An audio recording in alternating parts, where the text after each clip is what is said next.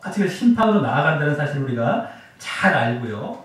늘 말씀을 제대로 보고 제대로 그 의미를 이제 파악하려 하면서 보시는 우리의 모습들이 되시기를 바라겠습니다. 자, 그럼 좀 이따 그러한 바른 의미를 바른 해석 가운데 확인하도록 하겠고요. 그 전에 이제 오늘도 이 구절과 관련해서 예정론자들이 주장하는 엉뚱하고 모순된 신학적인 말을 오늘은 한 가지만 말씀드리도록 하겠습니다. 이런 말을 하죠. 하나님께서는 역사적 세계에서 일어날 일들을 영원 세계에서 이미 결정하셨으며, 우리 지금 세상 가운데 일어날 일들을 영원 전에 결정하셨다는 것이죠. 그러면서 결코 인류 역사의 진전에 따라서 그때그때 계획을 세우지 않으신다. 이렇게 얘기합니다. 그럴듯해 보이죠. 막 이게 철학이라고 그랬어요. 철학. 이 사람들은 하나님을 철학식으로, 이거 듣기에는 그럴듯해, 철학한다고 했으면 너무너무 또 이게 또 그럴듯해 보일 겁니다. 뭐 그럴 수 있겠다 하는데 그렇지 않습니다. 성경을 보면은요. 그러면서 하나님의 창조, 보존, 섭리, 구속 등의 계획은 영원 세계에서 작정되었으나, 예정되었으나, 작정되었으나 그 시행은 시공 세계, 지금 우리 역사의 세계에서 연대적으로 이루어진다라고 합니다. 그래서 하나님께서 이 창조나 구원 계획을 영원 전에 세우셨다는 것은 맞지만요. 그 말을 통해서 그런 그러한 내용을 통해서 하나님께서 그때 계획을 세우시지 않으신다 라고까지 하는 것까지 함께 말하는 것은 잘못된 것입니다. 하나님께서 큰 계획을, 큰 틀의 계획을 세우셨지만 그렇다고 작은 세부적인 계획까지 이미 다 세워놓으시고 그 모든 것을 기계처럼 일일이 이루어 가시는 것은 아니기 때문입니다. 창조나 구원은 다 하나님께서 세우는 것이죠. 그리고 그것을 어떤 기계적으로 누구 뭐 이렇게 해갖고 우리가 다 살아가는 것 하나하나까지 다 정해놓은 것이 아닙니다. 그럼 우리 로봇밖에 안 되는 것이죠. 자, 예정론자들은 이런 말을 통해서 결국 구원받을 자들을 예정해 놓으시고 그들을 기계적으로 구원으로 끌고 가신다고 말하려고 하는 것이 그들의 궁극적인 목적인데, 하지만 그것은 큰 오류를 범하는 것입니다. 만일 그렇다면 이제 그게 말도 안 되는 데다가요. 어쨌든 우리가 로봇이라고 그랬죠. 로봇 그런 말씀을 드렸었죠.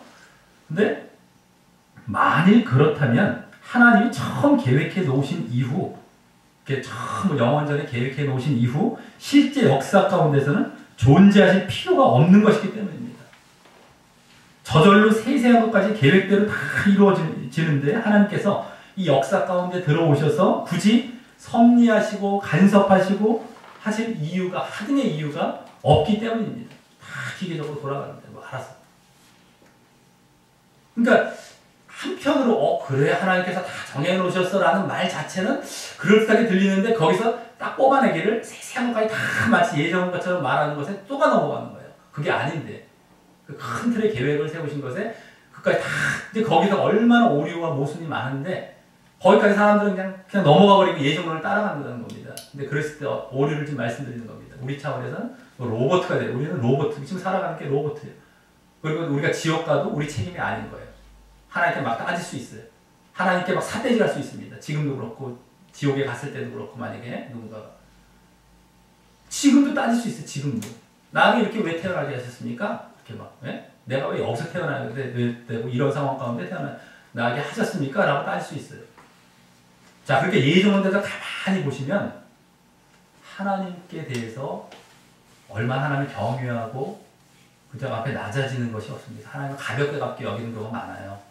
이러한 사상들이 은연중에 밑에 깔려있기 때문입니다. 그래서 하나님을 상당히 너무 우습게 생각해요.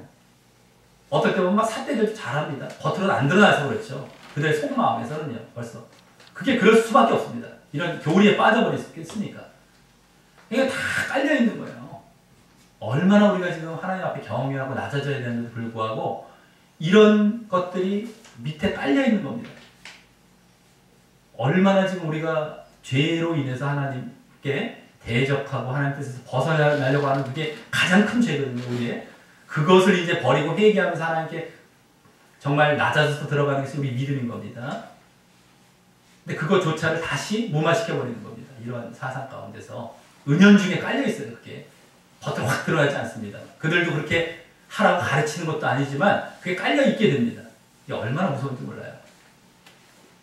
그래서 아주 하나님을 우습게 여겨요. 그런 경우를 너무너무 목격합니다. 나중에 보시면요. 중간에 발견이 돼요.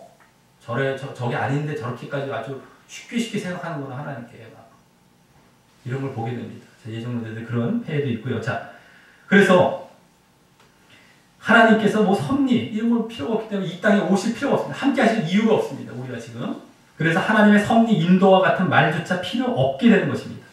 저절로 굴러가는데 왜 그 일이 필요하겠습니까? 뭐 처음에 계획하신 대로 이어져 가는데.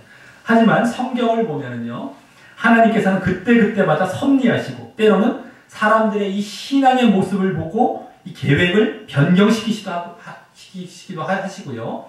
어떤 계획을 세우셨다고 변경시켜요. 큰 틀의 계획은 계속해서 이끌어 가시지만 그 큰 틀의 계획을 뭐 이렇게 어떤 사람들을 일일이 이렇게 변경시켜가면서 끌고 가시는 건 아니죠. 당신의 약속을 지키시면서 이제 그 계획대로 이제 큰 틀에서 끌고 가시지만 세세한 계획은 그때마다 변경시키기도 하시고요. 결정을 번복하시기도 하시면서 이 역사 가운데 존재하시고 주장해 가시는 것을 보게 되는 것입니다. 큰 틀의 계획이나 또 하나님께서 어떤 인물의 믿음을 기반한 이 전체 약속에 대해서 뒤집거나 뭐 이랬다 저랬다 하시는 것은 아니지만 그 사람의 반응에 따라서 그 길의 경로가 변경되며 이루어 가시는 것을 보게 된다는 것입니다. 그렇기 때문에 이런 말들을 통하여서 마치 개인 예정을 슬그머니 관철시키려는 이들의 이 미혹된 주장을 잘 분별하며 절대 넘어가지 마시기 바랍니다. 얼마나 이런 철학적인 말들을 통해서 그럴듯하게 들릴 듯 하면서 그렇지 사람이 넘어가게 만들어져요. 근데 여기서 못 빠져나옵니다. 이게 조심하셔야 돼요. 예정론은 듣기에는 너무너무 좋아요. 늘 말씀드립니다. 늘 말씀드려요. 듣기에는 너무너무 좋고 그랬으면 좋겠다 싶은데 이건 철학하는 거예요. 철학. 인간이 만드는 게 그냥 철학입니다. 그러니까 거기 또 넘어가면 전혀 잘못된 신앙으로 가는 겁니다. 그래서 우리가 예정론 이제 마지막 시간이지만 철저히 이걸 조심하시기 바랍니다. 언제든 간에. 자, 그럼 다음 순서로 오늘 본문을 이제 바르게 해석하면서 오늘 11절 예정론 구절이 예정론과 전혀 상관이 없음을 밝히도록 하겠습니다.